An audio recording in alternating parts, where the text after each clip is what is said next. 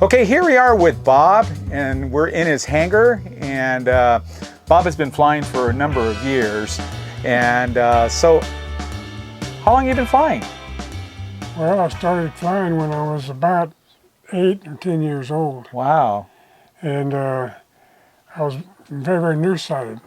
Oh. And when I went to school, 6 years old, the Mrs. Fry, the teacher, called my mom and said, you need to do something, Rayburn. He can't see the blackboard.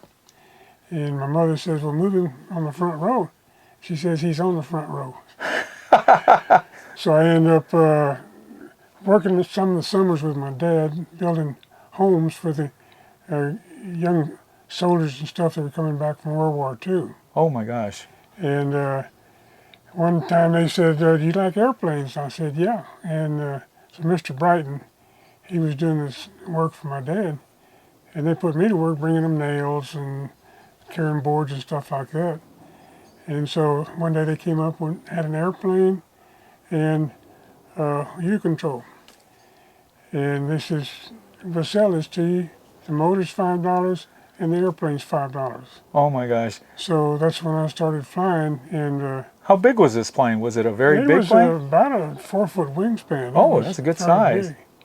Yeah, we flew it in they carried me over to the football field there in Hondo, Texas, and got out in the middle of the football field and was flying this thing. U-control. So do you remember the motor? I would assume maybe. No, it was something like an OK deal. It had a little glass filter on the back of it.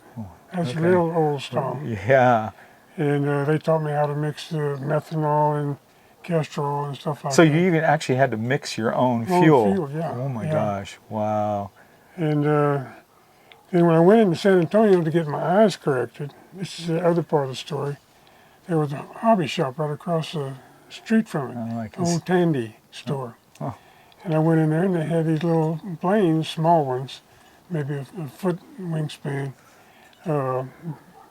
baby something or other. And so I get out in the front yard and get on the concrete, and my friends, they'd hold it after I got the little thimble drone started, and I'd run out there and get the handle and turn it loose, and I'd fly it. And so that's why I got started. So that started you having to get more or build more and such. Yeah. So when did you start building right away when you were at that age? Well, actually, I was building all along because I was building the little stick models that you'd put together and had a rubber band that you'd wind them up and fly them. Okay, so it's all free I've flight. been doing that for quite a while, yeah. Oh, I didn't know you were into free flight. That's pretty interesting. Yeah, it was loved airplanes all the way. So let's go forward. So did you continue doing U-control for a long time, or did you? Well, what was your next step? My next step was going into the Navy. Huh. I was 17 years old. Okay. And had to get my dad's signature to get into the Navy. So I carried a couple of my models with me. And into service, you had a couple of models with you? Yeah. Wow. I ended up aboard a destroyer, tin can we call it. And you have little boxes down beneath your sleeping area. And so I had my airplanes in there.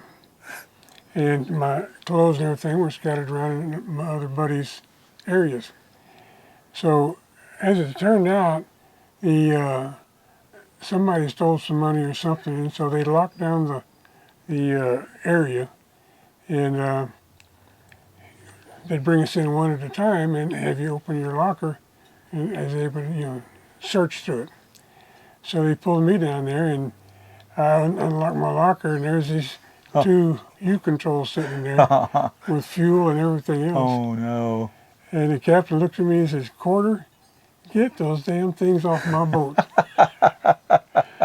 So I had to get them off, and then after I got out of the Navy in 1960, well, a little bit before 1960,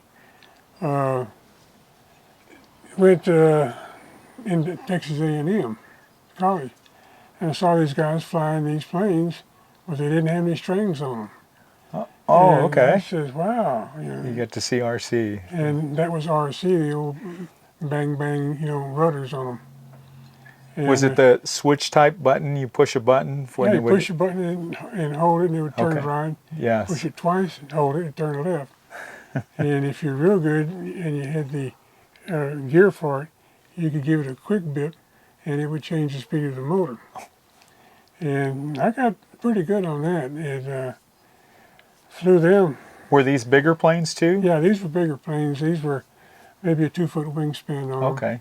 Okay. And polyhedral wings on them for stability, and just easier to fly an airplane than a U-control. But that got me into radio, so got with Heathkit. Oh, you've and actually built a built my- Heathkit. Wow. Built my first transmitter, and then I worked on it long enough to where I got into a pulse system, where you could turn a knob and it would bang, bang, bang, bang, bang, bang on the right side like that.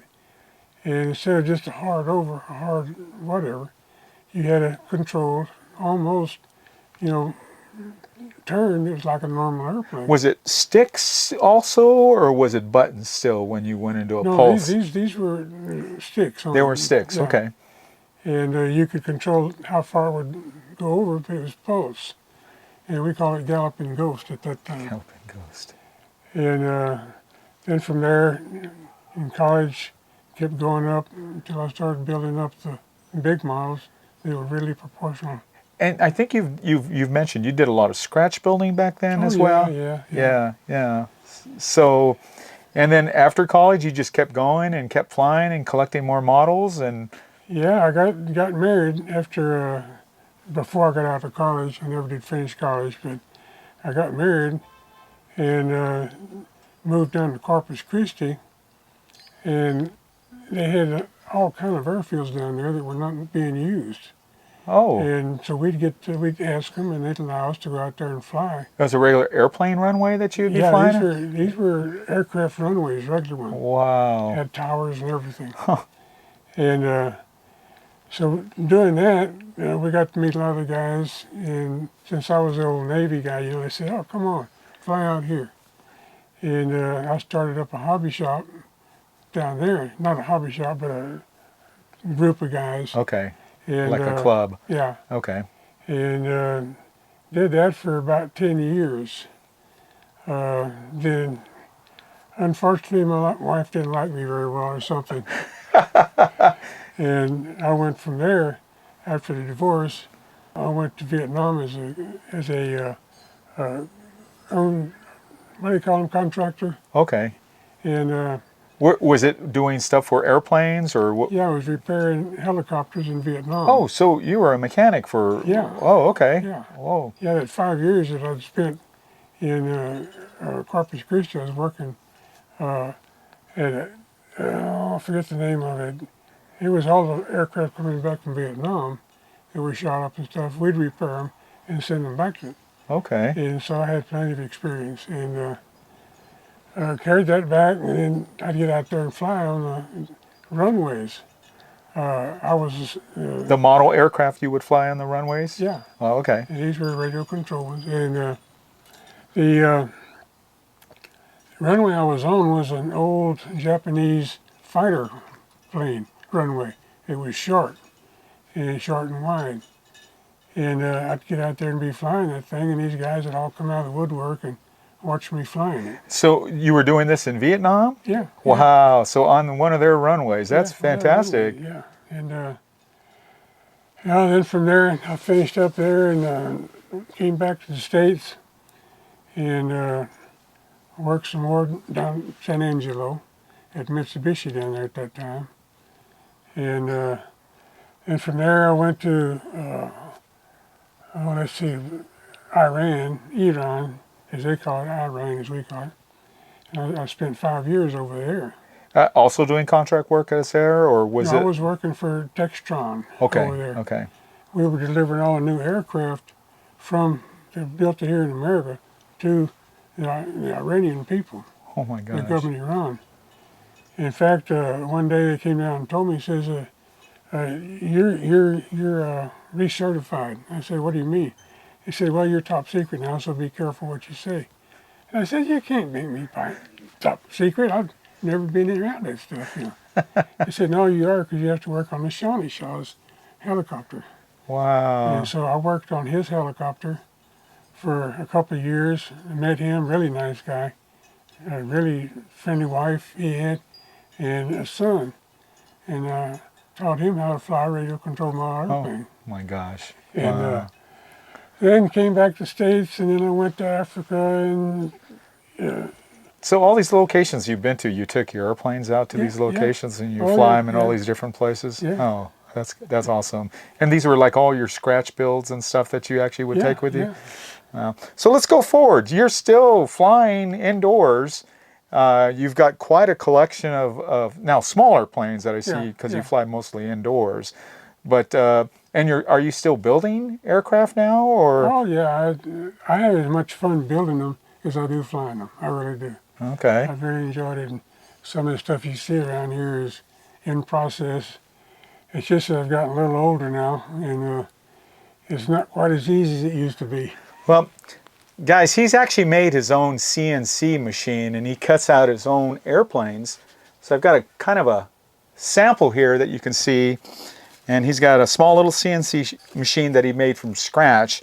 And he did all these cutouts, correct? Yeah. Yeah, amazing. I've actually gotten a couple airplanes from him. He's a really good designer, so, and they fly great. So you're going to just continue until...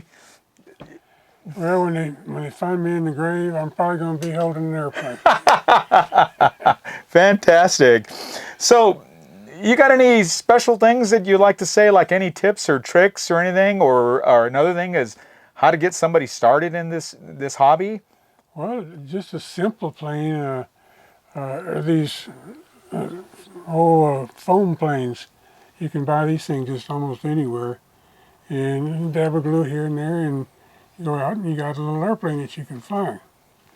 And then, of course, the radio. And we always are giving several kids flying lessons over there where we fly Okay. every Tuesday.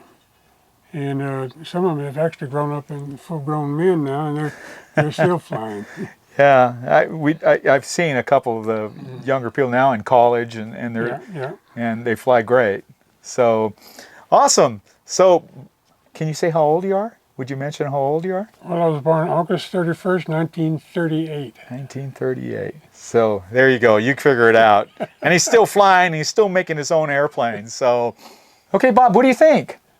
I think that everybody needs to prescribe to this channel because it's some outstanding work he's doing, and you'll really enjoy it. Awesome. So if you like this video, please click on the thumbs up button, and we'll catch you next time at the next hangar or event. Take care.